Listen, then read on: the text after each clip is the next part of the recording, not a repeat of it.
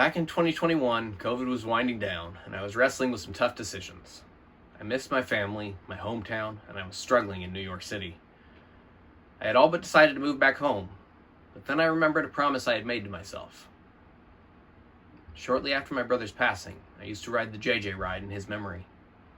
Every time I hit Central Park, I'd see the races fly by and tell myself, one day that'll be me. But I hadn't done it yet. So I made a deal with myself. I had to race before I left New York City. That winter, I connected with the Major Taylor development team and mapped out the races I'd do before packing it up. My first race was a disaster. I was beaten, frustrated, and started to accept that maybe racing as a diabetic just wasn't practical, but at least I tried. Then someone from the team reached out and convinced me to race again the following weekend. That race, several teammates showed up to support me, even though none of them were racing. My diabetes was still not great, but I lined up and was off like a cannon. As we approached the final laps, I looked back and saw I was half a lap ahead of the entire field. I was using every ounce of energy I had to hold on, but in the last few laps, the field worked together to catch me. By the time the front riders passed, I was drained. I gave everything in the final sprint, but finished just short of the podium, 4th place.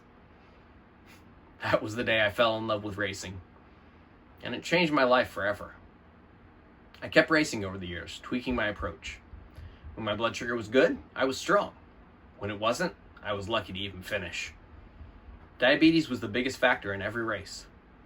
Consistent daily riding helped, but when I started an adaptive training plan, everything got thrown off. I had to rethink everything. That's when the idea for T1 training was born.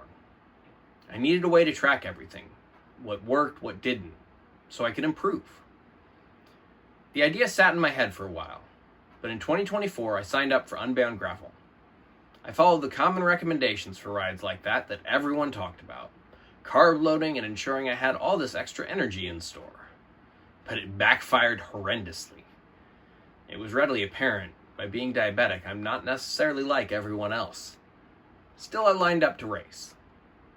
I didn't finish, not because of fitness or fueling mistakes, but because I left my insulin pump controller in my sister-in-law's car.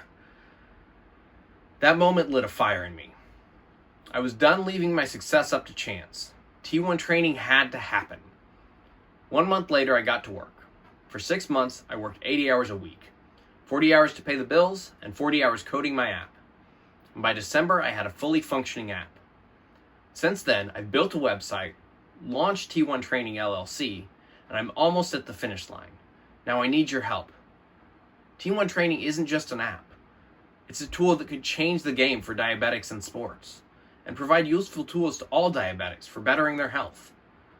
Help me make this dream a reality. Let's build something that helps diabetics everywhere race stronger, train smarter, and break limits.